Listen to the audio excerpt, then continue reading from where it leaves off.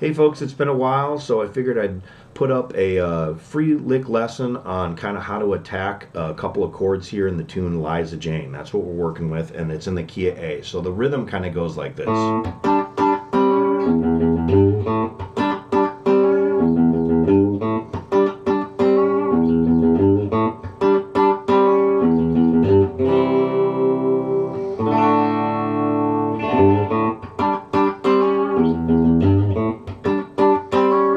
So we're in the key of A. The only two other chords other than A in this tune are going to be C and D. And that happens, you get a lot of opportunity to solo in this one, both in the middle section and the back half if you're playing it live. So I figured I'd include a cool way of just attacking that C chord or the flat 3 chord and the D chord, which is going to be the 4 chord. I would call this an ascending, bending thematic lick. I have all sorts of other videos on different ways to attack this solo and the chord progression and all sorts of different licks and ways to think about it on my truefire.com channel, Matthew Lee's Nashville Hot Pickin'. So in this particular example, all we're going to do is we're going to work our way up the neck playing over the C and the D chord. So it's going to be a chicken picking lick like this.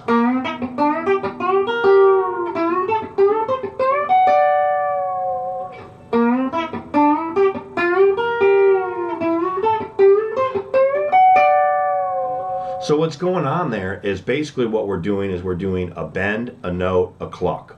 Bend, note, cluck. Hence thematic lick, because we're kind of doing the same type of thing there. So what we're doing is we're outlining kind of a C7 chord here, and I would bend with the middle finger here. So we're bending this note up to here.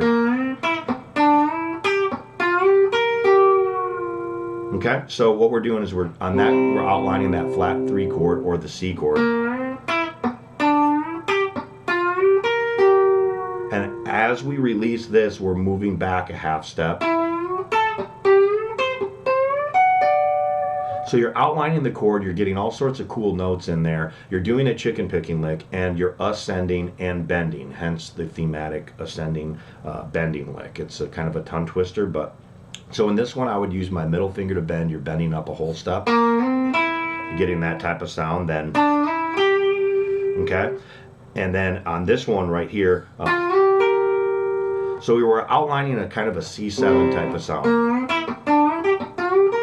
And as you kind of work your way back, you're going to be switching fingers. So it's bend, note, cluck.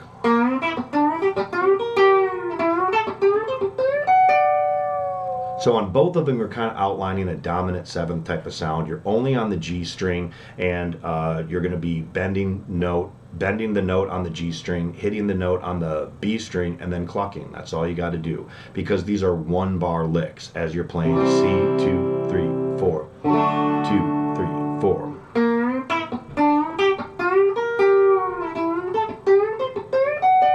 On these bends, I'd use the middle finger, and then as you work your way up, if you notice, I also kind of like to use my middle finger to do the bends here, because as you separate up here, you're going to kind of need that to get around. That's just the way that I do it. That's the fingering that I wind up using. I've got all sorts of other videos and different ways of tackling not only the C and D chord in Liza Jane, but all sorts of other stylings in the style of Vince Gill. He has a unique repertoire, an amazing player, and I have over 300 videos on that channel. So be sure and check it out. I just decided to give you a free little lick on one way of multiple different ways of approaching that C and D chord over Liza Jane. I hope you dug that, and we'll see you next time.